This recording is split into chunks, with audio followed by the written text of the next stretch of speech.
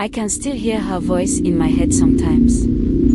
Soft, like a whisper, but full of hate. And the laugh, that laugh will haunt me forever. It was a few years ago, back when I was living in a small village near Abaga. We didn't have much, but we were happy, or so I thought. Things changed when the prince from Abaga came to visit. They say he was charming, kind, and everyone wanted a glimpse of him. But I didn't care much for the royal stuff. One evening, I was sent to fetch firewood for my family. The sun was setting, but I was used to walking through the woods at dusk. There was something about that night, though, it felt heavy, like the air was thick with something dark. I was near the edge of the forest when I saw her. A girl, standing under a tree. Her hair was wild, her clothes torn, like she hadn't seen a bath in years. She wasn't from our village, and I'd never seen anyone like her before. She just stood there, staring at me with wide eyes, her face pale as if she hadn't seen the sun in ages. I asked her if she needed help. She didn't answer right away. When she did, her voice was soft, but it made my skin crawl. "Don't go to the prince's wedding," she said. "He will die if you do. You must stop it." I laughed, thinking it was just some crazy woman. But she wasn't done. "He's already cast," she whispered, "and so are you, if you don't turn back now." I froze. There was something wrong with her eyes, something that didn't look human. The fear in my chest grew heavier.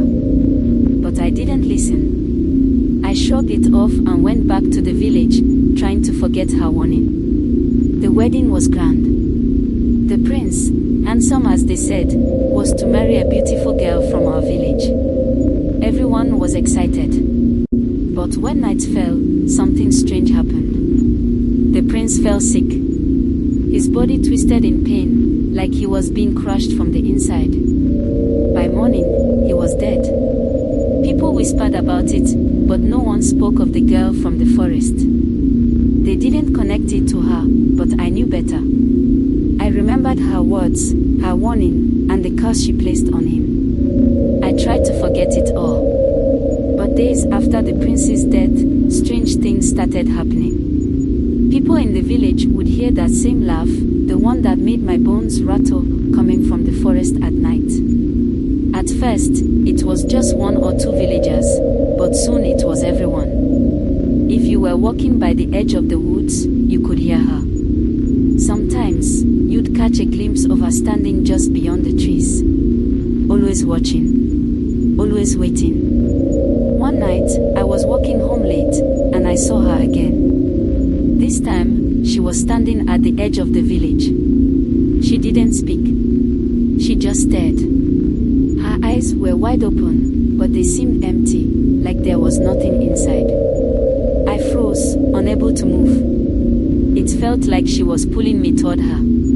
Suddenly, I heard footsteps behind me. I turned around, but no one was there. The laugh came again, closer this time, like she was standing right next to me, just out of sight.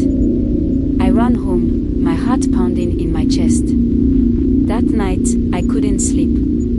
Every time I closed my eyes, I saw her face. And when I dared to peek through the window, I thought I saw her silhouette outside, standing in the moonlight. The next morning, I heard someone scream from the far side of the village. I rushed over, my stomach twisting in fear. The body of a woman was found by the edge of the forest. She had been clawed to death, marks all over her skin, like someone had been scratching at her, tearing at her. The villagers said it was an animal, but I knew it was her. The girl from the woods. That day, a few of the elders gathered together, whispering about the curse. They said the prince wasn't the first one. Many before him had fallen to the girl, those who had tried to marry into the royal family, those who had sought power. She didn't care who you were. If you were part of the prince's bloodline, or if you were just a fool who dared to ignore her warning, you would pay. The girl was no ordinary spirit, they said. She was the ghost of a girl who had once been betrayed by the prince's ancestors long ago. twisted by rage, and she would never rest until the bloodline of Abaga was destroyed. I never went back to the forest after that. I couldn't. Every time I even thought about it, I could feel her eyes watching me. I still hear her laugh sometimes, soft, cool, echoing in my mind. I don't know if she's still out there, but I know one thing: if you ever hear her voice in the dark, you're already too late. She's coming for you.